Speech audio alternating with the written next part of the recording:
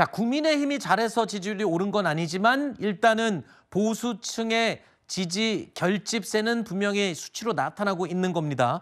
자, 이 수치에 대해서 야당도 역시 무시는 못하는 것 같습니다. 왜냐하면 각종 SNS나 개인 메신저를 통해서 주고받는 내용으로 보수가 결집하고 있는 게 아니냐라고 야권에서는 신경을 쓰는 것 같습니다. 그러면서 이른바 카카오톡, 그러니까 이 메신저를 검열하는 부분을 두고 논란이 벌어지고 있는 겁니다.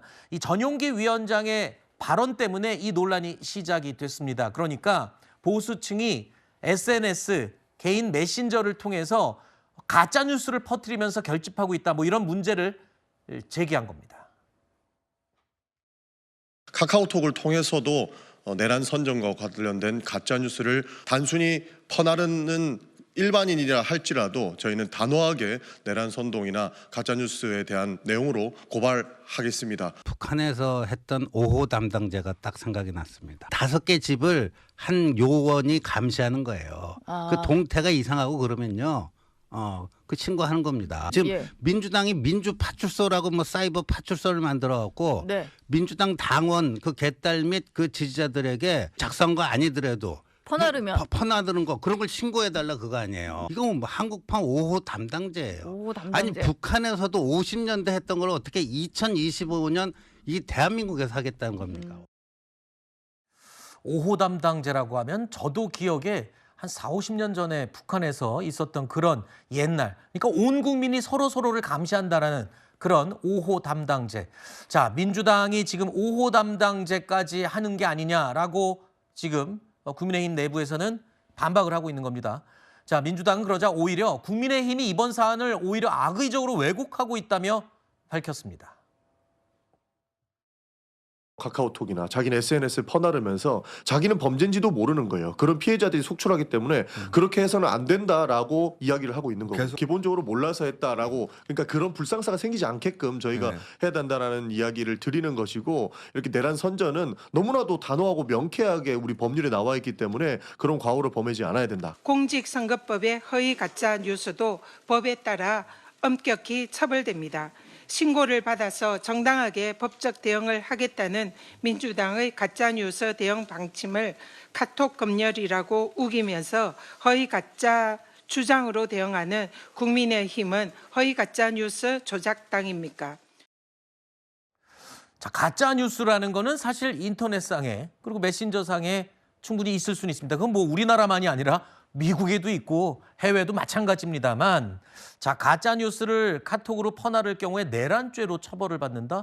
글쎄요, 이런 부분이 과연 합당한 지적인지 여부에 대해서 논란이 있는 것 같습니다. 그렇습니다. 그러니까 내란과 관련돼서 계엄이 정당하다라고 이야기할 수 있는 국민들이 분명히 있습니다. 그리고 헌법학자마저도 지금 일부 헌법학자가 통째이다라고 자기의 의견을 계속 개진하는 그런 헌법학자도 있습니다. 그렇다면 일반인들이 그것들을 이게 내가 옳아라고 해서 카카오톡에 실어서 퍼날랐다 하면 지금 전용기 의원의 첫 번째 발언에 의하면 내란 선동죄가 됩니다. 어떻게 얘기했냐? 단순히 이 어떤 내용을 퍼나르는 일반인도 죄가 된다, 이렇게 표현했거든요. 그런데 이게 문제가 되자 나중에 그걸 해석하는 몇몇 민주당 의원들은 이렇게 얘기합니다. 아니, 그게 아니고요. 조직적으로 퍼나르는 사람을 이야기합니다.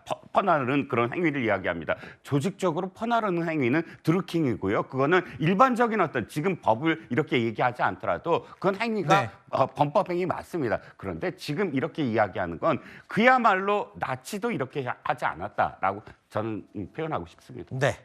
국민의힘에서 민주당의 전용기 의원이 한 말에 대해서 굉장히 왜곡하고 사실상의 가짜뉴스를 만드는 것 같은 그런 행위를 하고 있다라고 이제 지금 느껴지는 겁니다. 그리고 그것들을 지금 언론을 통해서 국민의힘의 인사들이 얘기하시고 그걸 극우 유튜버들이 확대 재생산하고 그것도 지금 전파하고 확산시키는 이런 역할들을 하고 있기 때문에 이것이 12.3 비상계엄에서도 마찬가지 그런 내용들을 지금 확대 재생산하고 있다 이런 부분을 말씀드리는 것이고요.